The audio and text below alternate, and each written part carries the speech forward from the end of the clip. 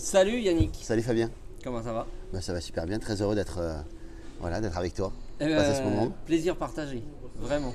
Je viens vers toi par rapport au message que tu as passé hier sur scène. Très rapidement, on est au Biz Club Live d'Alexandre Ross. Et je viens vers toi par rapport à ce message de résilience dont tu as fait preuve a priori par rapport à des épreuves de vie qui t'ont probablement, peut-être certainement même amené à être qui tu es aujourd'hui. Ah oui, ça c'est certain, c'est sûr.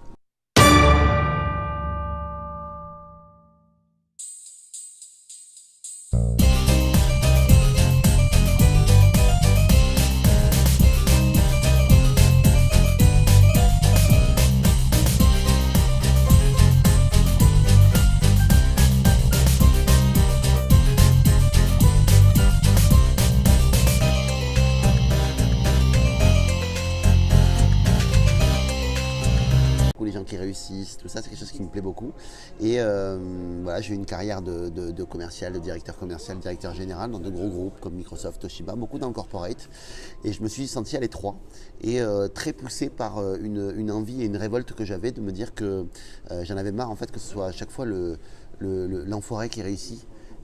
Et jamais le gentil, tu vois, et de voir que beaucoup de gentils, beaucoup de personnes bienveillantes, beaucoup de personnes qui ont un message super à partager, qui sont incroyablement talentueux, s'interdisent de réussir parce qu'ils estiment qu'ils ne sont pas suffisamment cons et enfoirés pour le réussir. Et donc du coup j'avais envie, voilà, au travers de la journée de l'audace que j'organise, au travers du Neuro Business Live, au travers de la Neuro Business School, au travers de toutes les écoles et tous les programmes que j'ai en ligne ou autres, d'aider ces personnes-là à mettre une réalité économique autour de leur passion, de leur savoir-faire, voilà, pour qu'ils y arrivent et qu'on change la physionomie des grands patrons de demain. Voilà, pour que ça devienne des personnes libres et surtout extrêmement bienveillantes avec les uns les autres. Donc voilà, c'est ma mission, je pense. Voilà, si je peux me présenter très très rapidement. Attention, la deuxième édition de la Journée de l'Audace, c'est maintenant et c'est pour de vrai. C'est à Toulouse, c'est le 23 avril, êtes-vous prêts? Êtes-vous vraiment prêts? Tout le monde!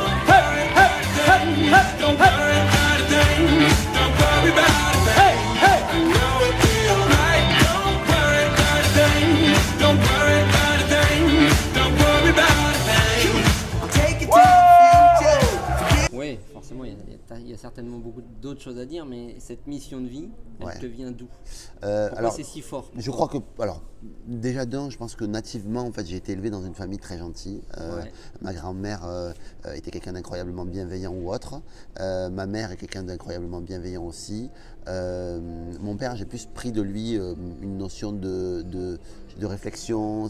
Mon père, c'est plus un séducteur, c'est quelqu'un qui est très tourné là-dedans. Et puis qui est quelqu'un qui est un mental et qui va beaucoup réfléchir aux choses et qui aime comprendre les choses. Donc voilà, et je crois que c'est assez génétique, je pense, pour ma part, ce côté-là. Après, c'est sûr que j'ai eu des événements de vie au travers de toute mon histoire qui ont fait que ça m'a beaucoup bougé en fait. Ça m'a beaucoup émotionnellement. Bougé. Ouais, émotionnellement. J'ai perdu ma grand-mère, j'avais 12 ans, c'était pour ma seconde maman. Qui était quelqu'un pour moi très très important. Ouais. Voilà, donc ça a été un premier choc dans ma vie où j'ai commencé à me dire que la vie n'était pas éternelle, j'avais 12 ans, et de me dire que peut-être que potentiellement il valait quand même mieux être heureux. Ouais. Donc je pense que je tiens aussi mon enthousiasme beaucoup de là, que j'ai jamais lâché aussi. Et puis il y a cette notion aussi dans mon métier en fait, moi à l'école j'étais ni bon à l'école et j'étais pas quelqu'un de manuel. Je vivais à la campagne toulousaine et quand tu es dans cette situation-là à l'époque, en fait tu étais dans la merde un peu, tu vois, pour tes parents, tu te dis mais qu'est-ce qu'on va faire de ce mec, de ce petit gars. Et en fait il y a une prof qui m'a dit écoute Yannick, tu seras commercial. Et voilà, c'est ça, c'est un petit peu le côté. Mais c'est magnifique. Merci madame. Ça y est, merci. Je serai commercial du coup parce qu'a priori il ne fallait pas d'études, où il n'y avait pas trop besoin parce que j'étais vraiment pas bon. J'ai pas suivi des études, c'est les études qui m'ont poursuivi. Moi. Elles m'ont couru après les études, j'avais pas envie. Et donc voilà, donc du coup j'ai commencé comme ça en me disant écoute, tu vas être commercial. Du coup j'ai commencé des petites études là-dedans, mais quand je dis études, j'ai fait un BEP, tu sais, donc BEP vente représentation et un bac professionnel là-dedans. Et à l'époque, quand tu étais en LEP, en lycée professionnel, en fait tu le disais pas, tu avais honte, tu sais, parce que tu étais un mongolien quoi, pour la majorité des gens quoi. Sûr, et donc ça m'aidait pas évidemment à prendre confiance en moi, mais c'est vrai que du coup, je me suis dit, tu vas être commercial, c'est bien. Et puis quand j'ai commencé, en fait, j'ai commencé dans des boîtes qui étaient vraiment pas respectueuses de leurs clients, pas respectueuses de leurs commerciaux, pas respectueuses de leurs produits, qui s'en foutaient, qui étaient des mercenaires du business. Et du coup, j'ai évolué dans ce monde-là, en fait, et on m'a dit, mais Yannick, je vendais rien. On m'a dit, écoute Yannick, franchement, t'es trop gentil pour être commercial, quoi. Donc, c'est pas vraiment je pense que t'es pas fait pour ça, quoi, tout simplement, quoi. Ah, putain, si je suis pas fait pour ça, je suis fait pour quoi, moi, quoi, tu vois.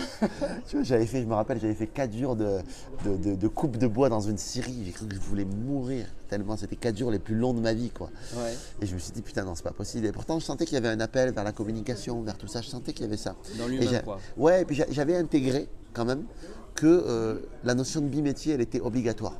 C'est-à-dire que tu dois être aussi bon dans ta manière de livrer ton produit ou ton service, tu dois être excellent que dans ta manière de savoir le vendre.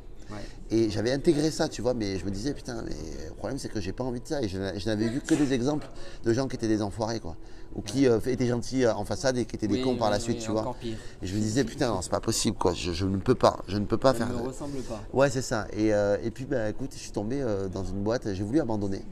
Et ma petite amie qui m'a soutenu, qui ça faisait 4 ans qu'on était ensemble, m'a dit, mais Yannick, tu sais quoi, essaye peut-être des boîtes où peut-être qu'ils prennent à des niveaux d'études plus grands, mais peut-être que sur un malentendu, ça peut marcher. Ouais. Et moi, j'avais qu'un bac pro, donc je me postulais qu'à des postes où on pouvait me prendre qu'un bac pro, donc ça veut dire que du porte-à-porte, que ce genre de choses-là. Et j'ai fait ça pendant 1 an et ça ne marchait pas. Et je me suis dit, ok, peut-être que je vais essayer de postuler à d'autres postes. Et j'ai postulé à des postes, voilà, puis à un moment donné, tu postules, et puis tu n'as pas d'appel. Puis un jour, il y a une agence d'intérim qui m'appelle. Bonjour, monsieur Alain, vous avez postulé à ce poste-là. Écoutez, on vous a intégré dans notre CV. Votre profil m'intéresse. Elle commence à me faire passer l'entretien, tout ça et tout. Wow, ça se passe super bien, ça fit bien. Puis elle me dit, par contre, j'ai juste besoin d'une copie de votre BTS. Parce que, voilà. Et là, j'ai dit, mais what are you doing? Excusez-moi, de quoi s'agit-il? Sur ma fiche, là, il est indiqué que vous avez un GPS. Ah non, mais pas sur mon CV.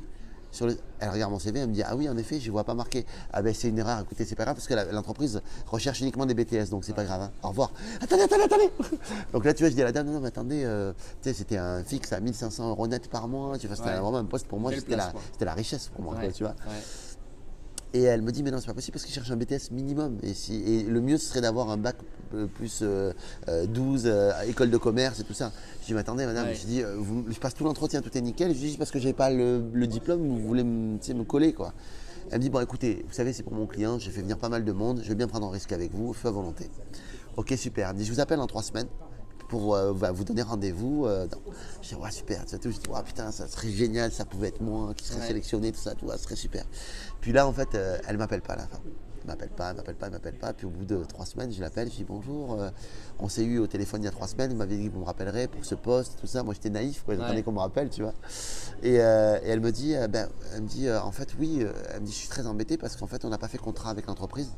Donc en fait finalement c'est pas possible. Il n'existe plus quoi. Non mais pas ça. Elle me dit en fait on n'a pas eu le contrat donc c'est pas possible. Ouais. Et je lui dis mais l'entreprise recrute toujours. Elle me dit certainement qu'elle recrute toujours mais nous en tout cas on n'a pas le truc. Et je lui dis est-ce que vous auriez la gentillesse de me donner le nom de cette entreprise au moins ça quoi. Et elle me dit non je peux pas parce qu'en fait on n'a pas fait affaire avec eux, ils nous ont pas payé pour ce service là donc non je peux pas vous dire ça. Et je dis madame moi je cherche un job. Je dis pour des raisons politiques vous allez me dire que vous n'allez pas me donner le nom d'entreprise. Je dis ça me paraît pas très juste quoi. Je dis moi je cherche un job, j'ai envie de m'en sortir, je pense que le job peut être fait pour moi, c'est cool. Et elle me dit écoutez, j'avais bien sympathisé avec elle, j'avais créé du lien rapidement avec elle. Ouais. Elle me dit écoutez je vous donne le nom de l'entreprise. Et là c'était une époque où Internet n'était pas aussi développé qu'aujourd'hui. Donc tu vois certes Internet, je bloque, je monopolise la connexion Internet de ma mère, tu sais, où tu peux pas téléphoner en même temps que tu étais sur Internet, tu sais. Ouais. Donc tu sais on est dans un truc vraiment compliqué. Puis je cherche, je tombe sur un vieux site Internet, je tombe sur une secrétaire, puis une autre secrétaire, puis machin, et puis boum je tombe sur la personne en charge du recrutement. Elle me dit oui, alors j'explique mon histoire, que j'avais fait office affaire avec une Adéco, c'était l'entreprise, machin, puis elle me dit la dame, elle me dit écoutez franchement j'adore votre histoire et si vous vous battez autant pour nos produits que vous vous battez pour avoir le poste, nous on aime ça. Elle me dit le problème c'est que c'est le grand patron qui gère et je sympathise super bien avec cette nana qui s'appelle Priscilla et elle me dit écoute je peux vraiment pas parce que le patron est très très très à cheval sur les horaires. Il y a 2 sessions de recrutement qui se passent en plénière dans un hôtel, un peu comme on est ici. Et la première session a eu lieu hier et la prochaine a lieu dans une demi-heure. Il faut savoir qu'à l'époque j'habite à une demi-heure de là. Et moi, donc, je prends mes affaires. Tu sais, je me suis pas peigné. À l'époque, j'avais des cheveux, ok. Et je suis pas peigné, je cours en fait. Voilà, j'arrive pile poil, mais 5 minutes avant, je suis en nage. Je peux dire que moi, j'ai un défaut, c'est que je transpire beaucoup. Et j'ai des putains d'auréoles sous les bras de fou. Donc j'arrive en fait avec une veste de chez Brice que j'ai achetée, qui est une veste à moitié mal taillée, à moitié de travers. Je suis mal peigné, je suis pas rasé. Et j'arrive, j'ouvre, et j'arrive 5 minutes à l'avance. Et là, je ne vois que des mecs tirés à 4 épingles. Les gars avec la petite serviette qui va bien. Moi, j'ai absolument... Je suis à moitié débraillé. En fait, j'ai juste une chemise rose, un truc mais horrible, mal taillé. Et je me dis, écoute, j'ai garé ma voiture en double fil. Peut-être que tu es à l'abri de ne pas prendre un PV, cours et fuis. Et là, en fait, je me dis, bon, je vais quand même rester. Et là, tu vois, c'est le début, tu vois, donc je me rapproche d'un des mecs, tu vois, je dis, toi, tu fais quoi dans la vie? Il me dit, moi, j'ai fait High School of London, j'ai un MBA, bac plus 7, je parle 18 langues et je vais t'écraser comme une merde. Et je m'approche d'un autre qui est un petit peu moins bien peigné, tu vois, toi, t'as fait quoi? Moi, j'ai fait High School of Miami, ok, j'ai un bac plus 18, voilà, je parle 19 langues et je vais t'éclater ta race. Alors, ils me disent pas ça, évidemment, mais moi, je me sens vraiment super mal. C'est un peu l'esprit, quoi. Je me sens super mal, quoi. Et puis je me dis, quand même, je reste. Écoute, je reste, et puis voilà, puis je reste. Et puis le patron, quand il parle, je me rends compte qu'on a beaucoup de points communs. Il n'a pas d'études non plus, il n'a pas tout ça. Et du coup, je décide de faire un entretien avec lui. Et ce que je ne savais pas, c'est que la personne que j'avais eue au téléphone était sa femme. Et qu'elle l'a appelé avant pour lui dire, il y a un mec que tu vas recevoir, c'est un fou furieux. Il faut absolument que tu le reçoives et que tu lui donnes sa chance. Et le mec me challenge un peu, il me dit, ouais, mais moi je veux un BTS, tout ça. Je dis, mais monsieur, je dis, de la même manière que vous n'avez pas d'études. Pourquoi est-ce que vous voulez que moi je fasse un moins bon boulot que vous? Vous ne croyez pas que c'est possible que je puisse faire un bon travail pour vous? Top. Il me sourit et boum, il m'embauche. Et bang, premier passage, je dis, ouais, génial, il me forme. Et à ce moment-là, quand il me forme, en fait, je sens que ça passe bien avec lui dans l'entreprise et tout ça. Et pendant ma formation, j'ai un drame personnel qui m'arrive, c'est que ma femme a un accident de voiture qui la rend tétraplégique. Et là, mon monde s'effondre. Ouais. Et va-t'en expliquer que la vie est belle et vendre à tes clients et être enthousiaste quand il t'arrive ce truc-là, c'est compliqué. Ouais. Donc je démissionne de cette entreprise-là et je me retrouve en fait finalement à veiller ma femme déjà au début pour savoir si elle va survivre, parce que elle n'a pas toutes ses capacités respiratoires, il lui manque plein de choses. Et du coup ça flingue ma vie quelque part, tout mon monde et tout ça. Et j'apprends qu'il va falloir que je vive avec une femme qui est handicapée. Et voilà, et de me dire voilà, il va falloir trouver la force de tout ça. Et puis au début, elle est en séance de rééducation, tu sais, en centre de rééducation. Donc elle fait des progrès, mais pas suffisamment. Et puis moi, je veux aller la voir tous les jours. Elle habite à 100 km de là où je suis. Et moi, je me dis, il faut que je trouve absolument une boîte qui se trouve en fait à mi-chemin. Tu vois, du centre, à mi-chemin du centre, pas trop loin, quoi. Ouais. Et du coup, je tombe sur une seule entreprise qui fait de l'informatique. Et moi, je suis assez à l'aise avec l'informatique, donc je me dis, ça peut peut-être convenir pour moi, pour être vendeur. Donc juste vendeur normal, quoi. Et derrière un comptoir, et voilà, je me dis, écoute, c'est moins pire. Que voilà, ok, c'est pas commercial, mais au moins c'est vendeur et ça le fait. Et par ma pugnacité, en fait, j'arrive à me faire embaucher dans cette entreprise. Je leur laisse pas le choix que de m'embaucher. En fait, en gros, ils embauchent pas. Mais en fait, je suis tellement déterminé que en fait, je leur dis, écoutez les gars, alors, je pourrais te raconter l'histoire, mais c'est un peu longue. Mais elle est très rigolote cette histoire-là de comment j'arrive à être embauché dans cette boîte-là. Mais en fait, ce qui se passe, c'est que clairement, l'entreprise me dit, écoutez monsieur, j'ai pas le choix que de vous embaucher, donc je vous embauche. Par contre, il faut faire du bon boulot. Et je finis premier vendeur, je fais du très bon travail. Et je suis tellement bon dans cette boîte-là qu'en fait, on me débauche de la boîte. On vient me chercher pour me débaucher de la boîte. Okay, et voilà. Et puis petit à petit, tu vois, cette force-là de vouloir m'en sortir pour ma femme qui est en fauteuil roulant, tout ça, je me dis, putain, on va y arriver, quoi. Et du coup, ça me donne une hargne, une rage qui fait que du coup, rien ne me résiste, quoi. C'est-à-dire que les mecs me disent, ouais, mais on peut pas. Ouais, non, si, vous pouvez m'embaucher, c'est sûr et certain, parce que je vais vous rapporter de l'argent, les mecs. Et que franchement, j'ai faim. Donc voilà, et boum, et ça se passe comme ça.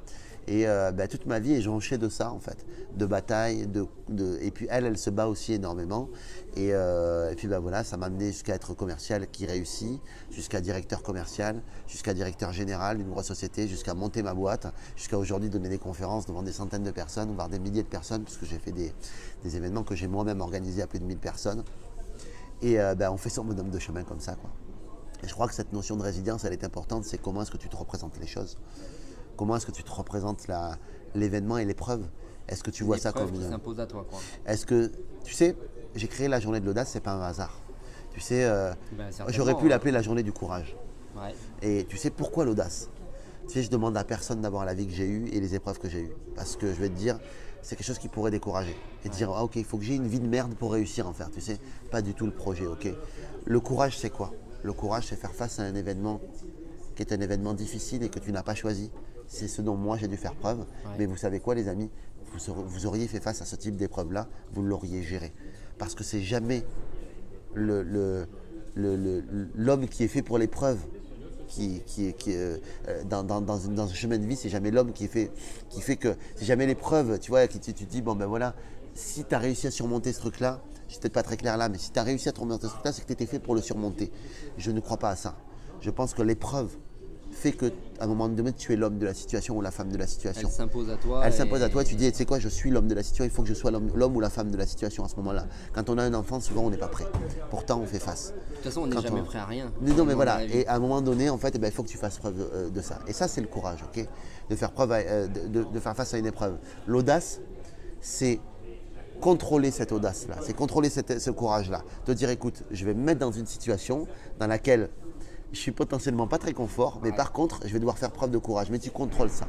Et je crois que faire preuve d'audace au quotidien, ça vous aide à grandir profondément. Donc, courage, je ne contrôle pas ce qui m'arrive et je fais preuve de courage. Audace, je me dis, je vais me mettre en danger volontairement pour faire preuve d'audace et de courage, quelque part. Tu vois, la chose est différente. Et donc, du coup, la journée de l'audace, elle est née pour ça. De dire aux gens, écoutez les gars, vous êtes capables aujourd'hui de grandes choses. Juste, vous ne vous donnez pas l'autorisation et peut-être que vous ne sortez pas suffisamment de votre zone de confort. Ouais. Et je vais vous mettre face à vous des personnes qui n'étaient pas prêtes pour faire face à leurs épreuves et qui ont réussi brillamment à les dépasser. Et vous savez quoi? Vous êtes capable aussi de dépasser ces épreuves-là. Parce que vous avez des ressources insoupçonnées dont vous n'imaginez même pas la puissance et la force. C'est juste que face à l'épreuve, vous arrivez à la dépasser. Maintenant, si de manière intelligente, je n'attends pas à ce que vous ayez une femme qui devienne tétraplégique ou alors que vous ayez une mucoviscidose ou que vous ayez une maladie qui vous pousse à devenir courageux. Je vous dis, commencez à devenir courageux maintenant par des petits steps et commencez à vous mettre en danger maintenant. Et je pense que c'est plus sain. Okay? Donc avoir une vie pourrie, c'est pas obligatoire. Okay? Non, mais c'est à la personne évidemment. Voilà. Mais n'empêche que voilà, ça aide. Des leçons de vie, ça aide. C'est ça qui est fou. C'est que je rencontre de plus en plus de personnes comme toi qui subissent des épreuves de vie mais ultra impactantes et qui derrière se réalisent. Mais se réalisent vraiment. Parce qu'on n'a pas eu le choix en fait. Mais c'est à la portée de chacun. Bien sûr. Mais c'est ça qu'il faut comprendre, c'est que c'est à la portée de chacun. C'est que demain, il vous arrive une épreuve impactante, douloureuse.